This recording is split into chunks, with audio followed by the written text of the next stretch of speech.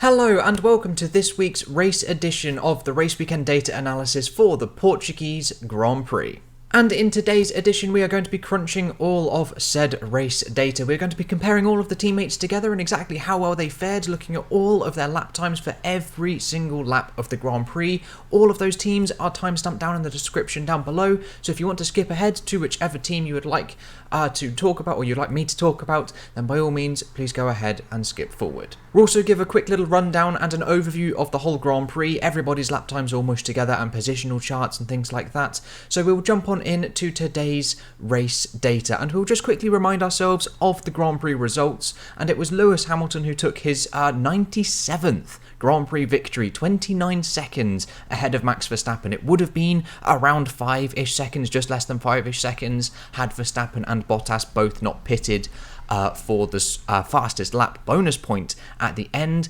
Bottas also, if he had not have had some small technical niggles, may have had a chance at second place. Sergio Perez came a lonely P4, with Norris once again best of the rest, followed by Leclerc, the two Alpines having a mega race in 7th and 8th, Ricciardo P9 coming from P16 on the grid, and Gasly P10. And with the overview of the Grand Prix quickly done and dusted, we will now jump on into some of the race charts. And we begin with an overview of everybody before we delve on into the teammate comparisons, and we start with the positional chart here, where we can see Valtteri Bottas leading at the bottom. Bottom is position number 1 and top is position number 20, up until lap number 19 where Hamilton managed to get past, and then on lap 38 the lead changed once again when Sergio Perez took over the Grand Prix lead, and then Lewis Hamilton took it back once again on lap 51 all the way to lap 66. We can see the main bulk of the pit stops between laps 20 and 26 where a lot of positional changes happen, then a couple of secondary pit stops around lap 40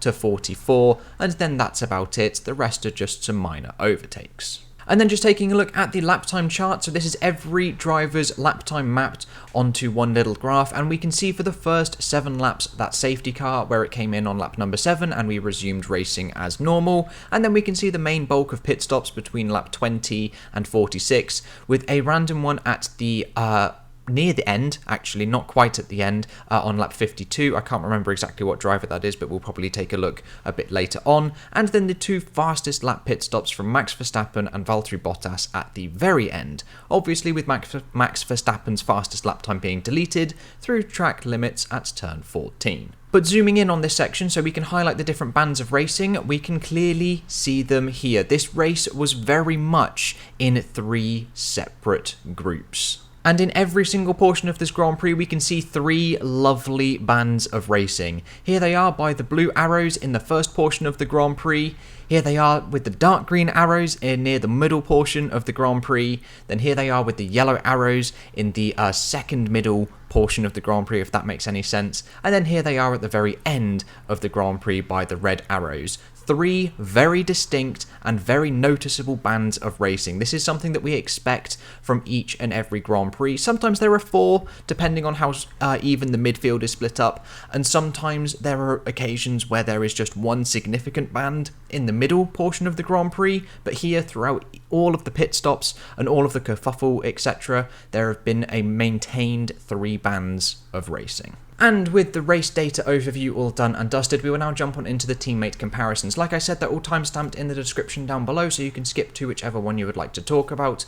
We are going in 2020 championship order, so we start with Mercedes. Now I'm going to draw your attention to the percentage pace difference graph. This is calculated by taking all of Lewis Hamilton's lap times and dividing them all by Valtteri Bottas's lap times. We then work out small little percentages. Anything above 100, Lewis Hamilton is going faster, and then anything below 100, Valtteri Bottas is going faster. These are then ordered from highest down to smallest, and then we plot them on the graph here.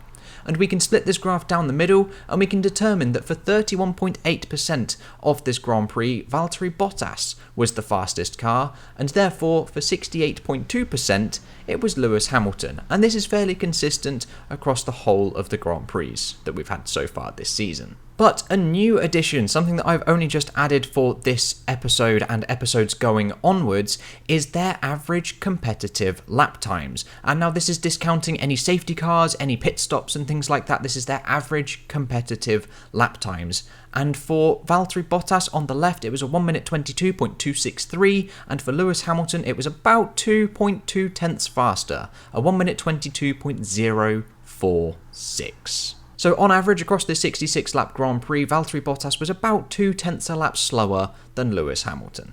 But now turning our attention to the lap time chart in the top left, by this blue arrow, this grey dotted line is their fastest 2020 lap times. So I believe it would have been Lewis Hamilton as he won that Grand Prix. This is his lap times from 2020.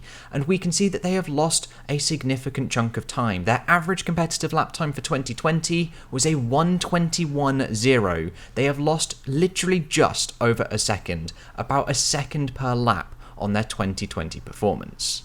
And for the first portion of the Grand Prix, the first 16, 18 sort of laps, they are very, very even. Up until Valtteri Bottas gets past, and we have this little peak in the lap times chart, the positional charts change, and so does the gaps charts down below as well. And then after Hamilton gets past Valtteri Bottas, it is where he is about 2 tenths a lap faster, up until Bottas takes his first pit stop, which spikes the gap to just about 30 seconds. Hamilton then comes in the next lap, which then reduces the gap back to about 5 seconds once again.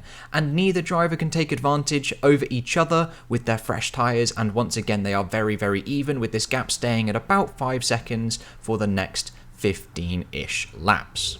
Up until the technical issue with Valtteri Bottas highlighted here by the red arrows, which increased that gap from 5 seconds to over 10 seconds. This hampered Bottas significantly. For 2 laps, his lap times were about 2 seconds slower. This absolutely ruined his Grand Prix and cost him a shot at P2. And then of course he came in for that fastest lap pit stop, which rose the gap all the way to 35 seconds. Otherwise at the flag without this, it would have been about 10 seconds. And there we are, there's the pro forma for how this is going to run. We will now apply all of the same data that we've just done for Mercedes through to every other team. And next up, it is Red Bull. So starting with that percentage pace difference graph, we split this down the middle, and for 24.2% of the Grand Prix, Sergio Perez was the fastest race car, and therefore for 75.8%, it was Max Verstappen.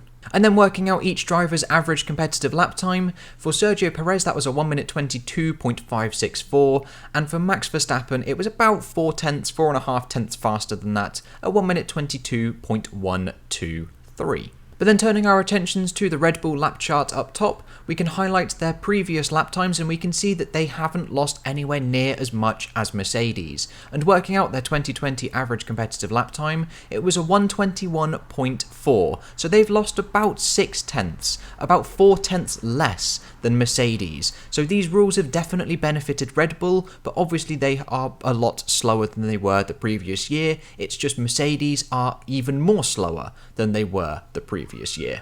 And the first thing to highlight on their laps chart is the pace difference in the first couple of laps, where the gap rose to almost 10 seconds. But bear in mind, Perez did have a car between him and Max Verstappen, as highlighted by the positional chart. Carlos Sainz managed to get past him on the start with those soft compound of tyres, which did cost him a little bit of time. And the moment that he managed to get past him, up until Max's first pit stop, they were dead even. And speaking of Max's pit stop, he came in first, which rose the gap in Perez's favour to about 15 seconds, allowing Perez to actually take the lead of the Grand Prix, the first time he led a race for Red Bull at the moment. But then we can see straight after Max's pit stop, he was much quicker. Perez is obviously on extremely old medium compound tyres. He then comes in for his pit stop shortly after this enormous pace difference and the point in which Hamilton just easily breezed past him, almost mumbled up my words there, and the gap rose to about 27 seconds. But we can see as well that straight after the pit stop, Perez is not able to match the pace of Max Verstappen. He is on fresh tyres, maybe a scrubbed set of softs, but definitely much quicker tyres than what Max Verstappen is on, but he can't even come within a second of Max Verstappen's lap times. And this shows here with the gap extending from about 27 seconds to almost 35 in just 10 laps. Then Max comes in for his fastest lap pit stop, which shrinks the gap all the way down to just under 10 seconds by the time we hit the checkered flag. And then leaving Red Bull, we can take a look at McLaren. And of course, splitting that percentage pace difference graph down the middle, we can see that for 33.3% of the Grand Prix, Daniel Ricciardo was the fastest McLaren car, and then for 66.7%, it was Lando Norris, a 2/3 to 1/3 split. And then looking at their average competitive lap times, for Daniel Ricciardo it was a 1 minute 23.142, and for Lando Norris it was about 0.3 quicker, 2.5 tenths quicker, a 1 minute 22.884.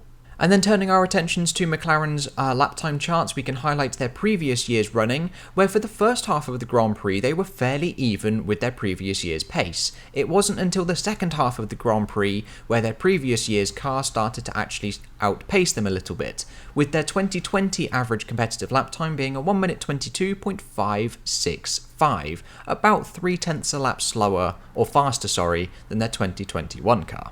Now we can see clearly in the opening portion of the Grand Prix that Lando Norris is the much faster car than Daniel Ricciardo, up until we get this little spike here, which reduces the gap from over 10 seconds to about 3 seconds. I believe this was the incident where he was getting passed by Sergio Perez. I'm not 100% sure, I can't quite remember what happened around lap 15/16 for Lando Norris. However, shortly after this small little blip, Lando came in for his pit stop, which meant Daniel Ricciardo could get past, and then straight afterwards, he's not able to capitalise on his fresh tyres, and Daniel Ricciardo is keeping pace, keeping this gap at about 16 seconds for the next 15 to 20 laps. Ricciardo then comes in for his pit stop, doing a mega stint, rising all the way to P5. However, he relinquishes that and falls back down to P10 after the pit stops.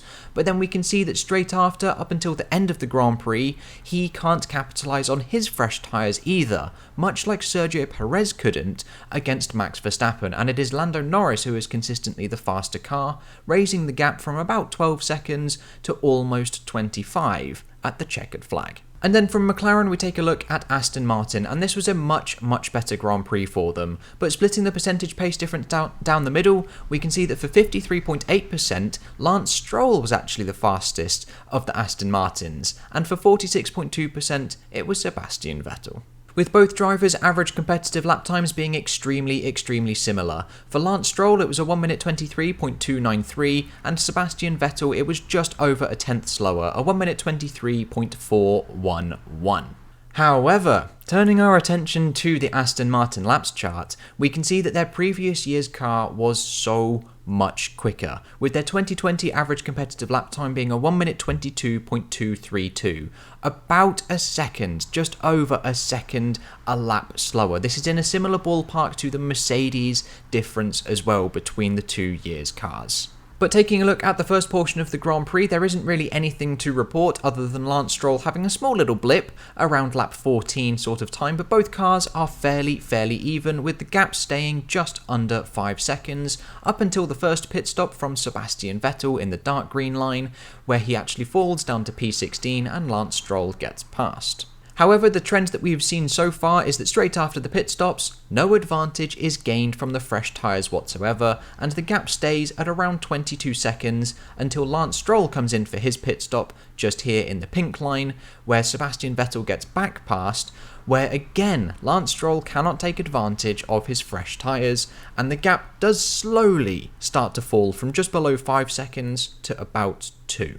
However, at the very end, by this yellow arrow, I have no idea what was going on. Both cars were so extremely inconsistent. For the last 5 or 6 laps, we can see there were nice even lap times being set throughout the whole Grand Prix up until this last little section, where so much went on that they were different by about a second, maybe 2 seconds per lap difference.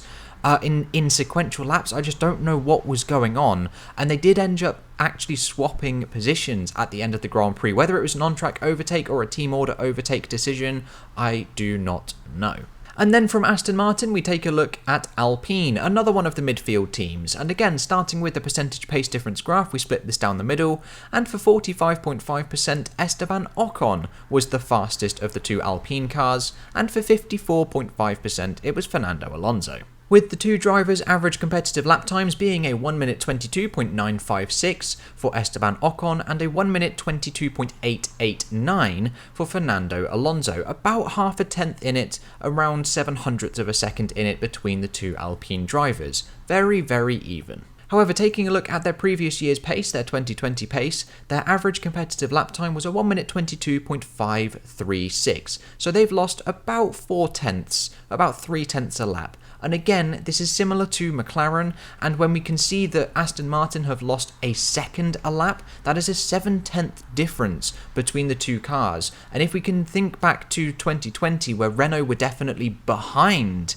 what was then Racing Point, we can see that this second a lap difference for Aston Martin has cost them so much. But anyway, we are here to talk about Alpine, and the first difference that we can see is that for the first 15 or 16 laps, Esteban Ocon is comfortably about 2 to maybe 3 tenths of a lap faster than Fernando Alonso, raising the gap after the safety car from about 2 seconds to almost 7. However, Ocon then comes in for his pit stop relatively early and relinquishes his 8th place and falls all the way down to P14 after his first pit stop, but once again, he cannot take advantage of the fresh tyre compound. He cannot go faster than Fernando Alonso, and this gap stays at about 22 seconds up until Fernando comes in for his pit stop just here by the yellow arrow and relinquishes his 6th place and falls all the way to P11, allowing Esteban to get back past.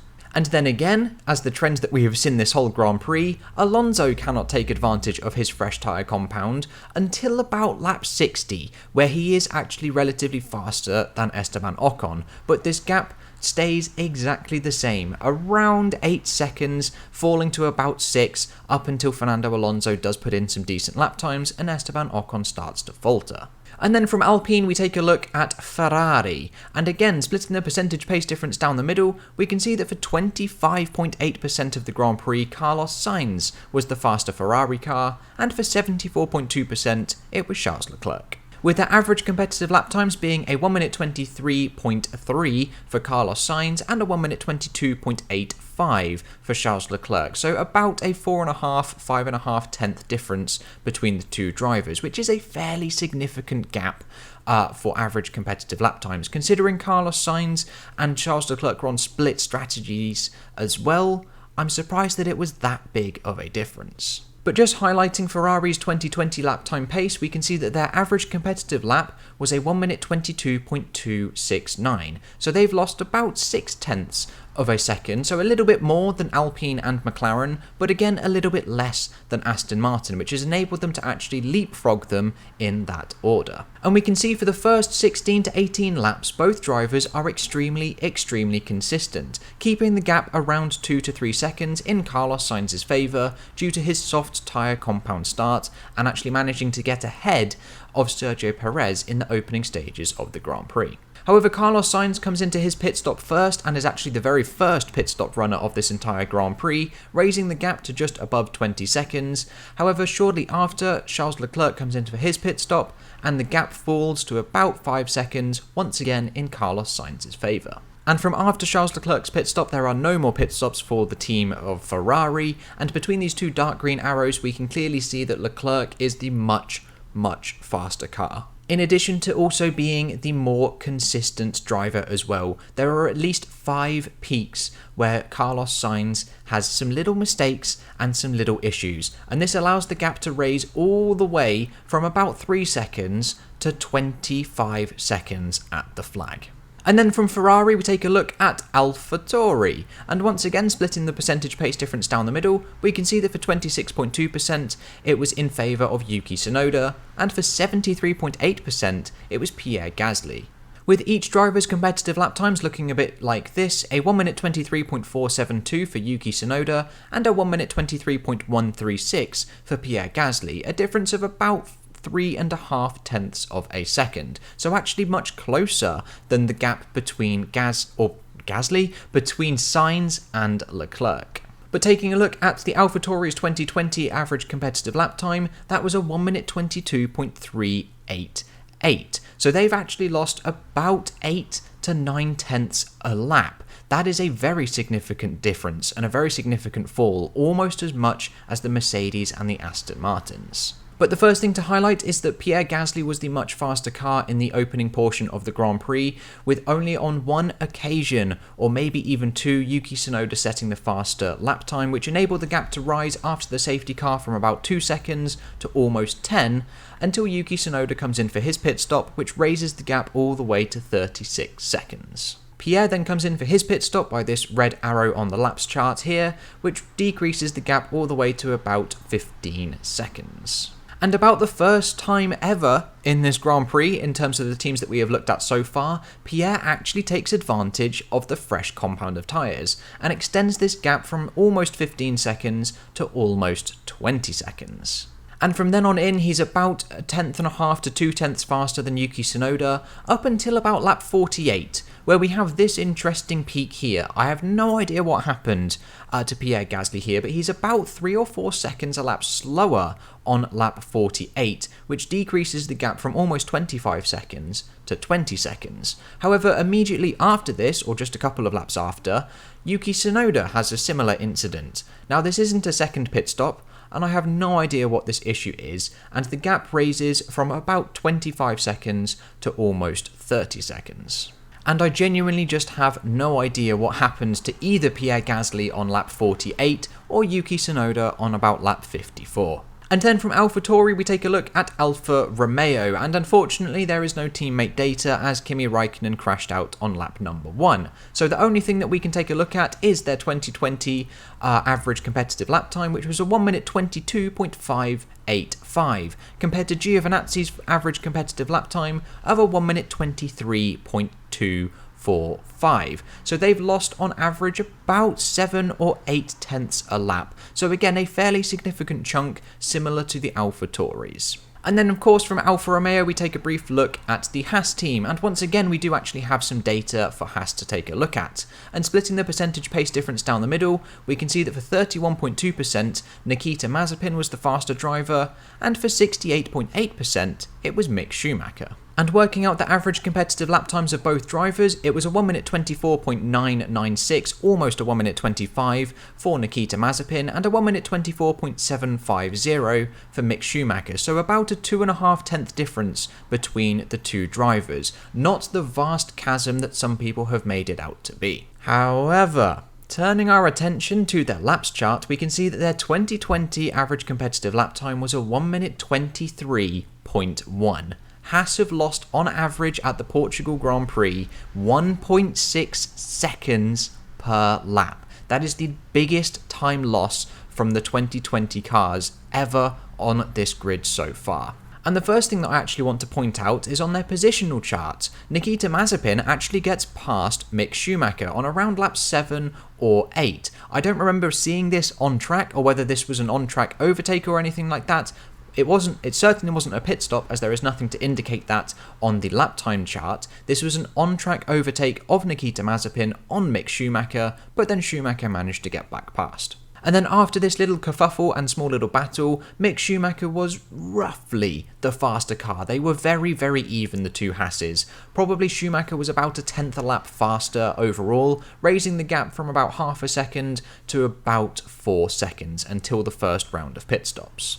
And at the first round of pit stops, it is Nikita Mazepin who comes in first, which raises the gap in Mick's favour to about 35 seconds, and then immediately after, Mick comes in, which reduces this gap once again back to about 10 seconds.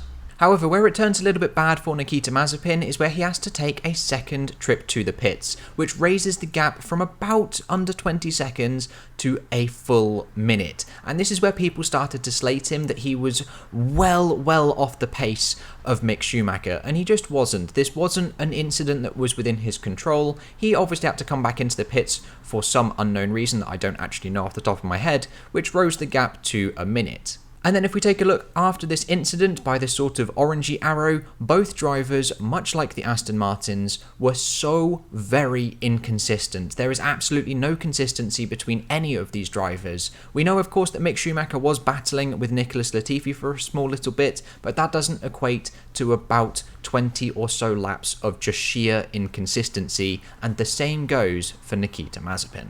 And then finally, in the race edition of the Race Weekend Data Analysis, we take a look at Williams. And finally, we've got some data to look at for this team, and we split the percentage pace difference down the middle, and we can say that for 28.1% of the Grand Prix, Nicholas Latifi was the faster car, and for 71.9%, it was George Russell. With the average competitive lap times of the two drivers being a 1 minute 24.8 for Nicholas Latifi and a 1 minute 24.3 for George Russell, so about half a second difference between the two drivers.